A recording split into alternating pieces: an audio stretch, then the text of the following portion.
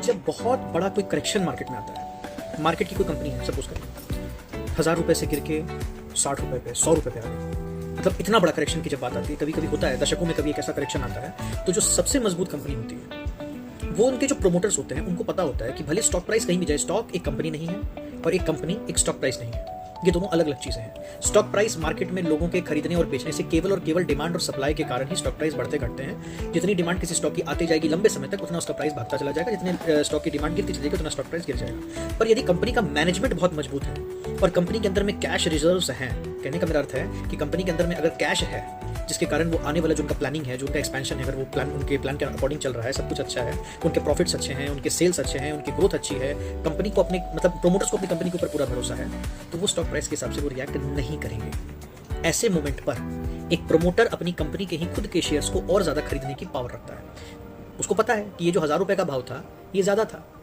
असल भाव से कम था, पर अभी तो भाव 60 से 100 रुपए पे आ गया है, तो ये भाव तो मतलब कि मुझे मेरी ही कंपनी के शेयर्स कम होते। इसीलिए जब किसी भी कंपनी के प्रोमोटर्स उस कंपनी के स्टॉक्स को खरीदते हैं तब उस कंपनी पे नजर रखने वाली बात होती है। इसका मतलब उन कंपनी के प्रोमोटर्स, किसी भी कंपनी के प्रोमोटर से ज्यादा अच्छा जानकारी किसी और के पास नहीं हो सकता है।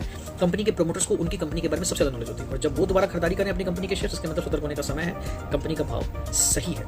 इस तरह का भी एक रिस्क मार्केट में होता है। इन सब रिस्क से रिटेल इन्वेस्टर नहीं मतलब समझ नहीं सकता इन सब रिस्क को किस तरीके से क्या इंटरप्रेट करना है।